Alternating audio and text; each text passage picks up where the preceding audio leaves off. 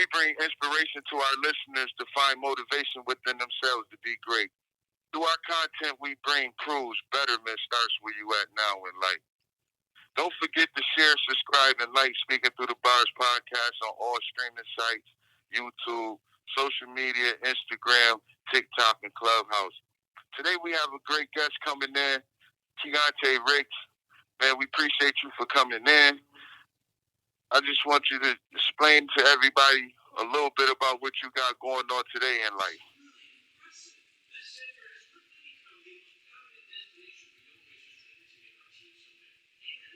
Hello? Yeah. Explain to everybody a Your little phone. bit about what you got going on today in life. I mean, I got a lot of positive things going on. I run a everyday prayer line. I've been running that for over 3 years, every single night, which I'm, proud to say that. Very spiritual individual. I have a youth ministry. I work with some of the top lawyers in the nation, New York City, Philadelphia, and Buffalo. And I'm helping a lot of people get out of prison, expose different corruption and injustice on many different levels. And, yeah, that's a few of the things that I'm doing. And, of course, I'm married and I have children. I got a 2-year-old that's right here. So, a proud parent and father and husband and all of that good stuff right there. All right, man. Let's talk about, where you from and how you grew up. Well, I'm from Buffalo, New York. I was born and raised in Buffalo. Real hard life growing up. Mother was caught in addiction and different things of that nature, but I was a really, really spoiled kid thanks to a grandmother that didn't really teach me too many boundaries because she gave me everything. And, that's the worst thing you could do to a kid. I caught my first bid at the age of 14 years old, where, Lord willing, that will be off my record shortly, because now, the lawyers and stuff that I work with have looked into all of that stuff and was saying that basically they never should have done that. And I can elaborate on that a little later, but I ended up doing, they sentenced me to 3 1/3 to 10 years at the age of 14. So I came up state until I was 19 on that. So that was my childhood taken for a crime that never even happened. They charged me with a robbery, stabbing. The guy never got stabbed, never got robbed. And he told them that it was 2 guys that was 5'11" or 6 foot that he had problems with. And I was 4'11". They never let me get out of the police car, though, because they knew that he would have said I was innocent. So they tried to keep me in the back, So they gave me a 3 1/3 to 10 year sentence on that. Like I said, I came home at 19. I was home for about a year in the process of that, just getting back into society, learning how to live again with family. I ended up having 2 kids. By the age of 20, I got shot up. On my way to the hospital to see my newborn daughter. Ended up in critical condition. Woke up out of critical condition. I was placed under arrest. They said they found a gun in the car. I represented myself. At the age of 21, I beat all the charges. I walked out the door. And then 6 months later, the officers actually had a problem with, the fact that a young black man had actually beat them.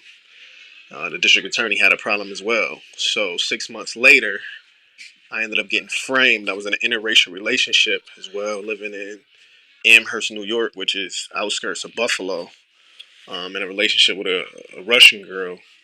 And, it was a lot of harassment because that area is predominantly white. They don't like black people out there. I mean, the area is so crazy that even the Buffalo police told us, they said, y'all got arrested in Amherst. We don't even drive through there.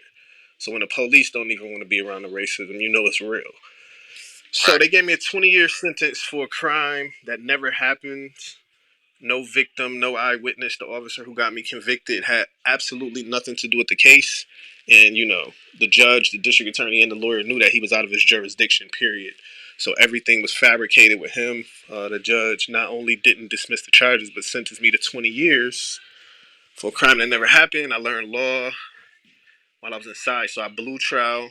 I caught that case on my 22nd birthday. I blew trial, sentenced to 20 years and 237 years.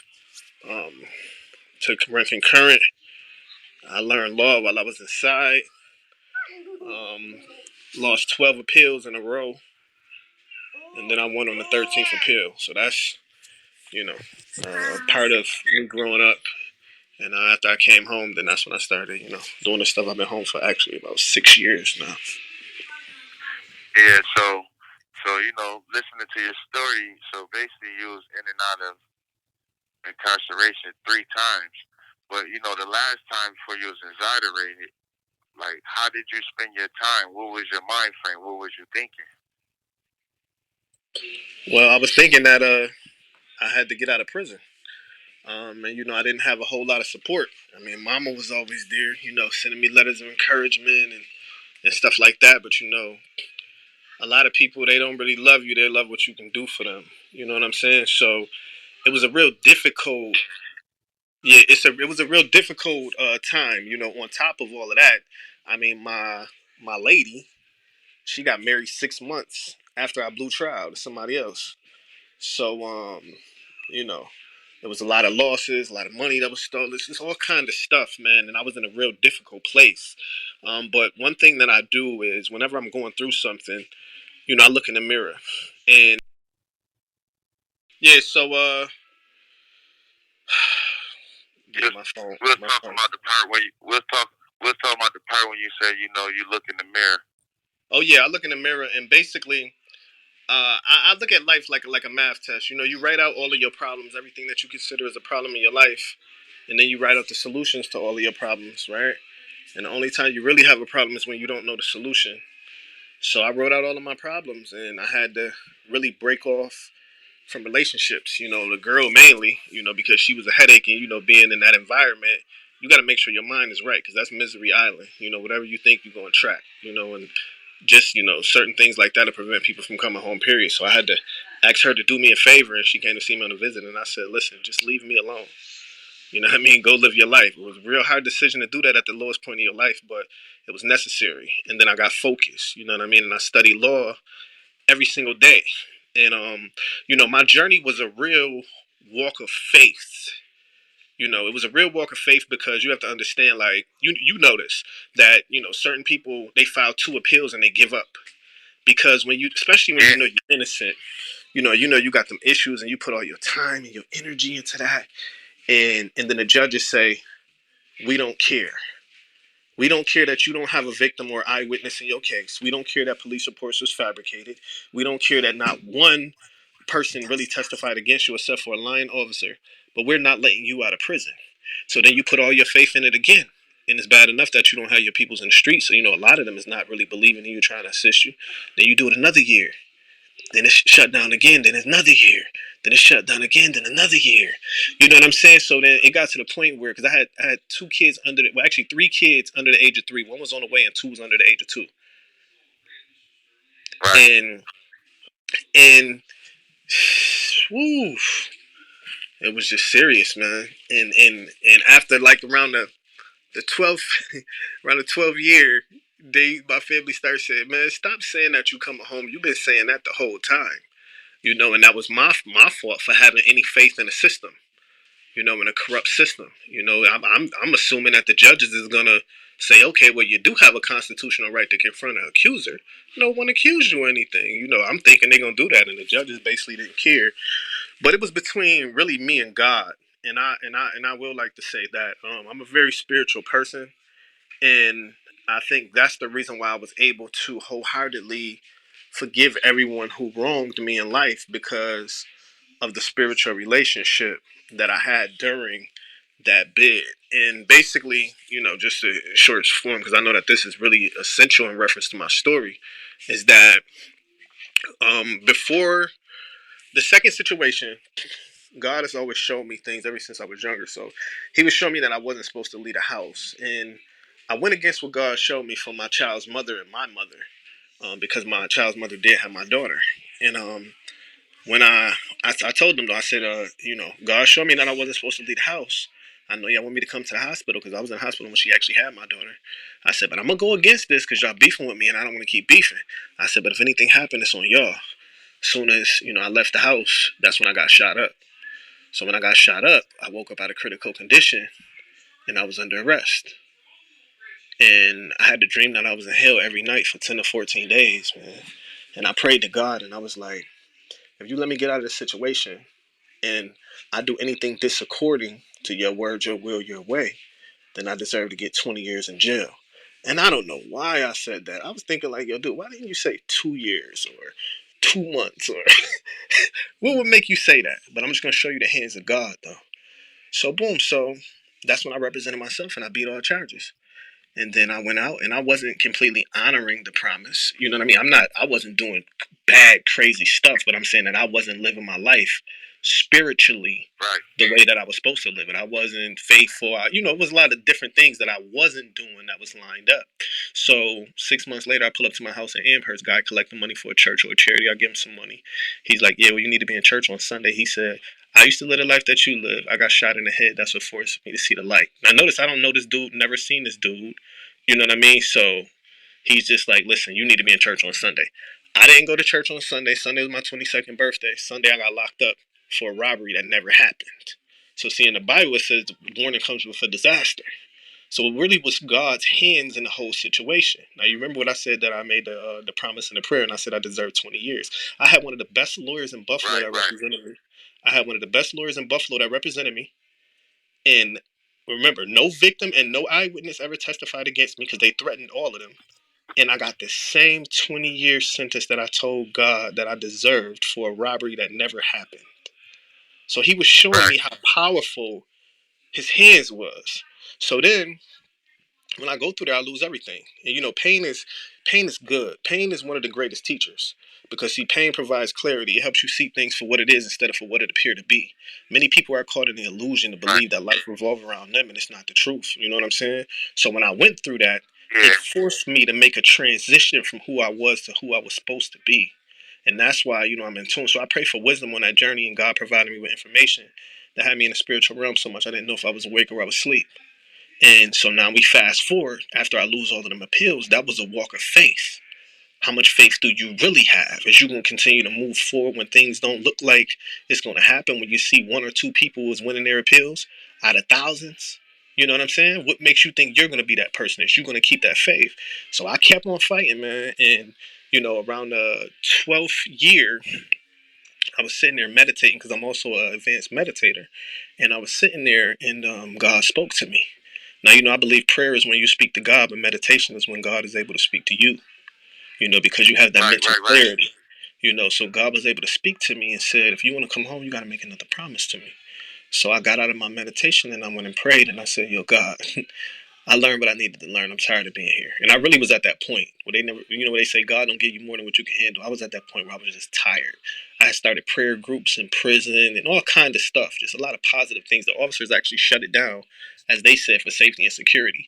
But the real reasons why they shut it down was because I had Muslims and Christians, because I'm not religious. I had all of them dudes praying together. I just deal with love. I don't deal with religion, but I don't judge people that choose to. And I do follow the Bible, but like I said, I don't follow religion. But we was all able to meet on a love frequency where we was able just to have love for each other. And we seen the whole environment change from chaos and confusion to peace and respect. So that taught me a lesson too. So fast forward, after I made the promise to God, I was like, okay, let me out of here, put me in a position where I'm able. And I dedicate my life to helping the people. I said, if I go disaccording, then you could take my life. A lot of people ask me, they say, why would you say that in a prayer? I said, why would you not? What else is it to live for than to help people that's in need? Especially when you've seen the other side. See, when you see the other side, you no longer conform to the things of a temporary level of existence.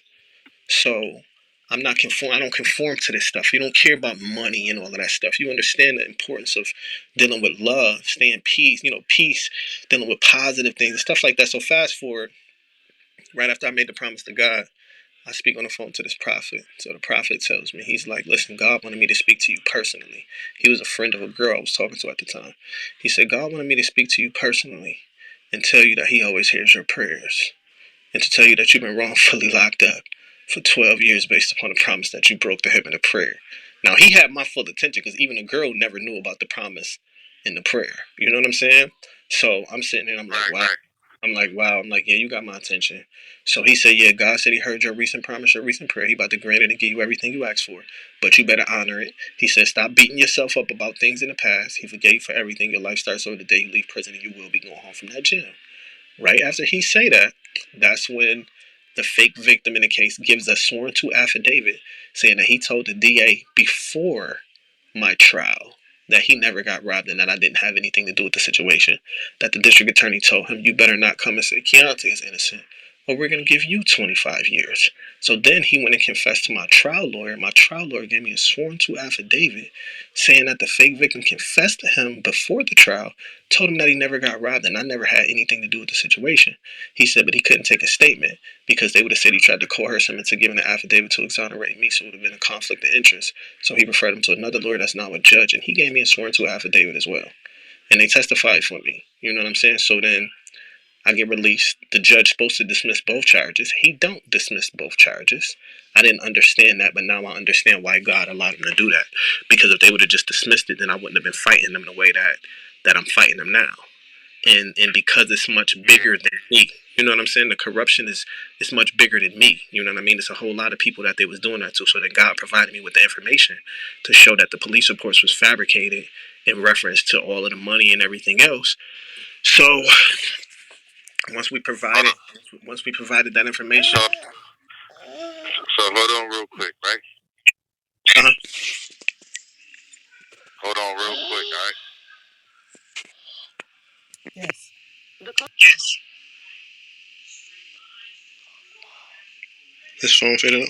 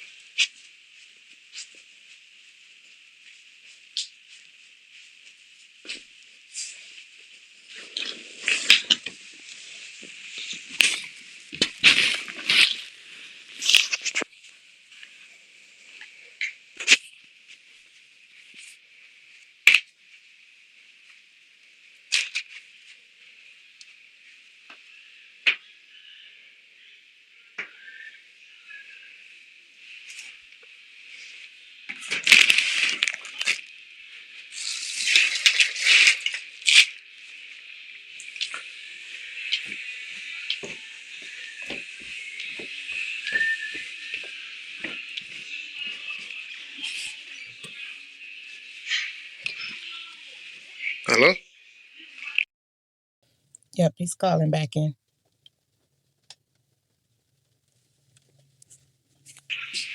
He's calling back in.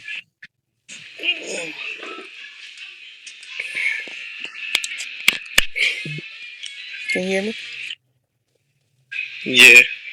Okay. Yeah. Hello?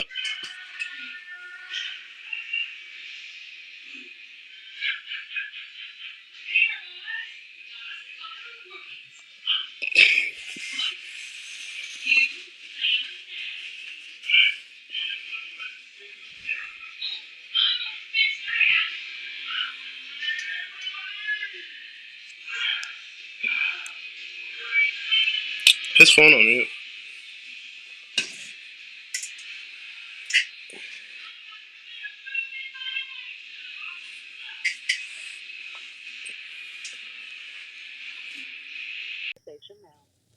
What happened? Hello? Go ahead. Hello? Yeah, so transitioning towards going home. When you find out that you're going home, what was your mind frame? What kept you, so motivated to do, the marriage group, the prayer line, the marriage group, the prayer line, the men's group, the working with the lawyers, getting other people home. What kept you so motivated to do this? What was your mind frame? Well, I'm gonna say this that while I was inside, I got the paralegal research certificate, and I actually worked inside of the law libraries. You know what I'm saying? And because we are naturally genuine, loving people. You know what I'm saying? And when I worked in there, law is not easy for everybody to learn, but I was always kind of like a nerd. You know what I'm saying? So as I Yeah, learned it, I I used could to help agree with people. that. Yeah, I used to help I people could for agree with free. that. Yeah, I helped people for free because other people was hustling people and they was messing up their lives and their cases. So I used to tell people, okay, well, if you believe in yourself, then I would believe in you too. So I'll help you for free. But the moment that you give up, then I'm done. You know what I'm saying? Because at the same time, while I'm helping you, then I get an opportunity to learn, research, learn the different issues in your case and stuff like that. As long as I was done doing my stuff at that time. Because when emotions and you don't got nothing but time to wait. You know what I mean? So as I did that, it really sat in my spirit to see how many people they actually have been doing that too. And these people are like, it's vicious, man. It's vicious, man. And they capitalize off of people's ignorance. And because these lawyers are not really, working for us, they're working against us and working, with them in a lot of cases. Not all lawyers, but a lot of them was. So, and because we don't have the knowledge, they can trick us, through the language. You don't understand the language. So they can make you believe, like, it's no different than somebody speaking Spanish and you only understand English. You don't know what they're saying. You know what I mean? And that's what the law Right. is. The law is a language that you have to understand or overstand, shall I put. And yeah, so That's what they that call. that that hit my That's heart. what they call jurisprudence. That's what they call Exactly, but that hit my jurisprudence. heart. That hit my heart, and that's what forced me to want to help other people. Plus, I left a lot of people behind, a lot of real good, loyal people that I love. You know what I'm saying? Like, these my Right. brothers for real. Like, we was in the struggle together. You know what I'm saying? So I'm not the person to forget people. So like literally, as soon as I got out, I had I had talked to the bros on the phone, and I told them I was gonna come there and see him, and then the girl I was talking to, she played games, so I caught a cab to the jail, bro. That's a fact. And I made the cab driver come in there and come see somebody too. I had like four other people. And I still remember the officers. They was like, "Yo, well, why would you? This is the last place you should want to be. Like, why would you want to be here? If I was you, I wouldn't be." And I'm like, "Yeah, well, no disrespect, but that's the reason why you're not me." You know what I'm saying? But that was my Right. motivation, man, to help people, to help their families, because I believe that the things that we go through in life sometimes it's not just for us. I mean, yeah, to build us up, but it's also for other people, man, so that we can relate to them, so that we can help them and assist them. So since I came home, what I did is I built a lot of good relationships with a lot of lawyers because I'm a connector. Since I've been home, I've been fortunate enough to travel from different places and, connect the dots with people. And that's where the power is at. The power is with the people. So I got attorneys, and because I understand the law, I made sure that it's genuine attorneys that I work with. Attorneys that ain't gonna sell the people out, and I'm not gonna let them sell the people out because we're not going for that. You know what I mean? Like at all. And I know the law, and because they respect my knowledge, like I'm talking about, like I don't just work with no regular attorneys. Like the attorneys I work with, especially the ones in New York City, they top 40 under 40 in the nation. Actually, he just beat a case with the Proud Boys. So you know what I mean? Like these dudes is everywhere, but they're not prejudiced. They're not biased. They're gonna stand for what's right. Period. It's like, listen, if you go to a doctor ain't gonna discriminate. He's gonna work on you. In most cases, and that's the attitude that they have. So I'm actually on the verge of starting my own innocent project, where I can obtain the funding. Because I have a LLC also called Platinum Eagle, where I do paralegal investigation work, and I also have another one called Jackpot Funding, where we loan money to people who have lawsuits. We do attorney funding. So and now we're about to start doing it on assets. If they want to put up their property and stuff like that, more so like hard London, people that can't get the money from the banks. So yeah, that's been my motivation, man, just to help my people because I realize what they've been doing to our people. Yeah. See, since I've been up here, I studied the law too, and I had got certified. I got my certificate in, legal jurisprudence. So I mean, I've been doing this my whole bit. I've been in the law libraries and then in every jail I've been to. I worked in the law library for then in every jail I've been to. So I understand how hard it is to to really stay focused because it's like studying the law. Like you read so many cases and it just like your brain is start hurting. Because it's like it's Mm-hmm. really intricate.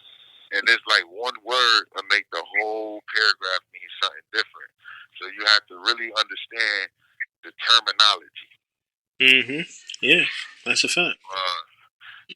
Yeah. That's, Man. So like, what advice would you have for somebody that's out there in the streets and they're younger guy and they going through the same thing or something similar, trying to play the streets? What advice would you have for them? well, one thing is, don't listen to the rappers. You know, have conversations with guys who've been through that. A lot of people say experience is the greatest teacher, but I don't believe that. I believe the person who had the experience is the greatest teacher, because when you go through the experience by yourself, you got to bump your head, and sometimes people make mistakes where they can never bounce back from it. But when you go and you communicate with people that's actually been there and done that, then they can give you advice that won't force you to have to bump your head and possibly lose your life. And it's so much better to be home, to be free, to be able to be with your family, man. Like that way is not the way. The people in positions have strategically programmed us to be racist against each other, to want to hurt each other, to want to degrade our women, to want to not be there for one another, to not connect, because that's how they're able to control us. And this has been a level of programming that transpired even in school. That's why you got, one teacher in a whole classroom or one preacher in a whole church. It teaches people how to be followers, but there's nothing wrong with following, long as you got the proper leader. So the most important thing that I would tell these kids is plant yourself around positive people, because people that's doing negative things, they're only going to receive it in return. It's like the earth is a woman. You know what I mean? Whatever seed you give a woman, she multiplies. Whatever you give her, you put negative energy out there in Mother Earth, it's going to multiply and it's going to come back, and you're going to have to reap what you sowed. So don't put negative energy out if you're not willing to, to take it back on, because it's going to come back. And if you stay on the love frequency and take time to research to get an understanding of who you are and the supernatural abilities that you possess, then you'll realize that life is so much different than what they taught us it was. You'll realize the gifts and abilities that you have and ways that you can manifest blessings in your life and live. And that is essential, but you have to think outside of the box, because people have programmed us to stay inside of that box. And that's, what I would tell all of the young kids, plant yourself around spiritually rich soil. Yeah, because we come from Western New York, man, where the chances of making it is slim to none, and it's hard. You know what I mean? And so much. The struggle is even worse, because it's like, I don't like to call it crab in the barrel, because crabs don't belong in the barrel; they outside their element. I like to call it more dog eat dog culture. So like this is like that to stay focused and to move forward in the environment like that, you have to really be around people who's on the same mentality as you, or you're gonna subject yourself to the same things that you see every day. That's a fact. Individuals that's in situations like me, that's still incarcerated, that's coming home, that want to do better, that got the goals, the aspiration to do better. What advice do you got for them? Well, stay focused. You have to be so focused on what you focused on that you don't have time to focus on what you're not supposed to be focused on. And everything, every step that you take in life shall be some kind of step towards success, however you perceive it, whether it's mental success, spiritual success, financial success, success with your family. And any moves that you're making that's not a step towards success, then it's frivolous. So just don't do it. You know what I mean? And the same thing for you when you come home, because a lot of us have a lot of, positivity in our mind, while we're going through that. But then when you come home, situations and circumstances influence decisions, right? But what we have to do is we have to realize that life is selfish. We don't understand the importance of time. Time is not money. You can get money back. You will never get that time back. And we have to learn to not just appreciate our lives, but appreciate the people that's in our lives. Appreciate our parents. Appreciate our kids. And all of this stuff. These are people. This is precious time that we don't know what tomorrow holds. You know what I mean? So I'm telling you that when you get out of that, you have to get your priorities straight. A couple of people asked me, they said, why did you change? I said, the question should have been, why did I stay the same so damn long? Right? Why didn't I then change? mean, Right. is it not obvious that, even though I didn't commit them crimes, but it wasn't like I was a saint my whole life, and I have did, bad things before, you know what I'm saying? And you always will receive the energy from that. I mean, it could be simple as just breaking women hearts.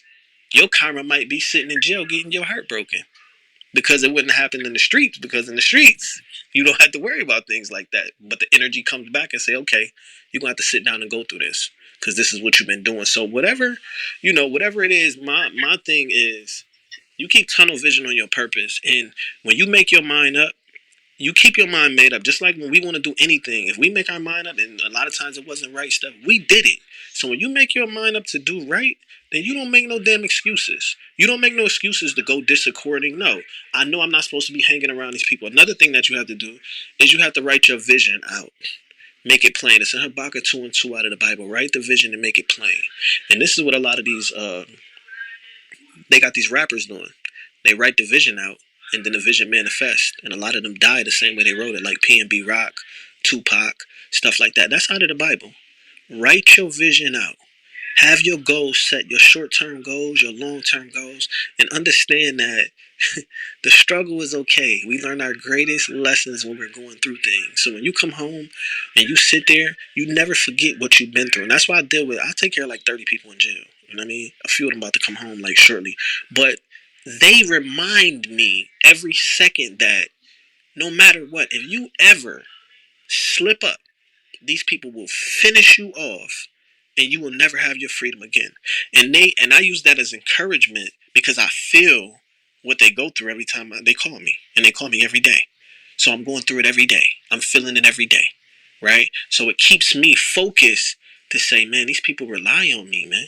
You know what I mean? Like I couldn't do nothing crazy. I mean, of course I got my family, which supersedes, but I'm saying that that's my family too. You know what I'm saying? So that's what I tell you, man. You get home, man, you love your mom, man. You love your kids, man. You love your family. You love your freedom. You know what I mean? And you focus on you. You focus on building yourself up. And regardless what you have to go through, if you're set in jail and you work for 10 cents an hour, then what the hell was so hard if you have to come out here and get 2 jobs or 3 jobs or whatever you had to get until you can push your business off the ground and take off, right? That's it. So just don't make excuse to do the wrong things. And when people ain't right in your circle, get rid of them immediately. Get rid of them immediately. You can ignore it or you can acknowledge it. It has nothing to do with love. It's not about judging people, but it's just that certain people are at certain places and that's who they want to be. And I learned to love them from a distance. It's not saying that when everything is great that I'm not going to give them opportunities or I can't look. No, but I'm saying me being around you and I know the life that you live in and the things that you're doing. No, because the laws of attraction, you're going to attract that. And if I'm right there with you, then guess what? It's going to come to me too. So I learned to disattach myself from that because I live in Pennsylvania. Yeah, I live in PA. So I'm about 5.5 hours away from Buffalo. You know what I mean? So. Yeah. Yeah, man, I absolutely agree with that, man. One thing I'm very good at is goal writing and vision. You know what I mean? Mm-hmm. Like that's my strong point. So I make sure I stay, I stick to my plan even in here, and I practice it in here. I make sure that when I make a plan for the day, I get that plan done. And Mm-hmm. that I just try to do that every day so I can install that in me. Like when I plan to do something, get it done. You know what I mean? And that's the reason that, I'm still keeping Speaking Through the Barz going while, my co-host is taking a personal leave. Because, we had this plan to get this done. And even though I'm in here, I got to figure out a way to get it done. You know what I mean? And I just appreciate my mom, for believing in me and standing by and doing what she do, take time on her days so we can keep this going and get it done. You know what I mean? But I appreciate you for coming through, Speaking Through the Barz podcast, everybody. We had. Well, I appreciate you too, bro, for having me on the show. And like I said, man, you stay focused and continue to do what you're doing, man. And when you come home, then you show mom you appreciate her. You show her you No appreciate doubt, her. man. You know what I mean? By making the No changes doubt. that you need to make in your own life with yourself. My mom is so proud. I hear her say this all the time. Like, she's so proud. She like, listen, man, like, you just don't know. but I do as a parent because I feel how they used to feel about my kids. You know what I'm saying? So, Yeah. so it's the best thing that we can do. Come home and change, man. Where can the listeners find you at, man? Let the listeners of Speaking Through the Barz know where they can find you at. Well, I'm on I got YouTube, and it's all under my name, Keyontay Ricks. So it's KEYONTAY. That's KEYONTAYRICKS Ricks, and it's my Instagram, my YouTube, my Facebook. I be on Facebook more so, and then all of that's under Keyontay Ricks, and then my TikTok is under Black Kid,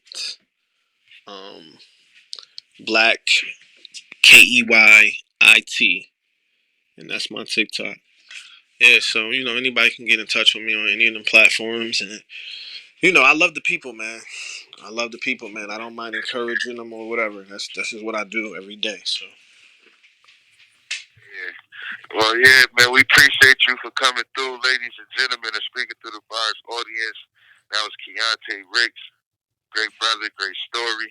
Hope that somebody can hear this story and look forward to doing better in your life, so your story can reach somebody else too. Don't forget to share, subscribe, like Speaking Through the Barz podcast on all streaming sites, YouTube, social media, Instagram, TikTok, Clubhouse, LinkedIn. Thank you, ladies and gentlemen. Till next week, we appreciate y'all for doing that.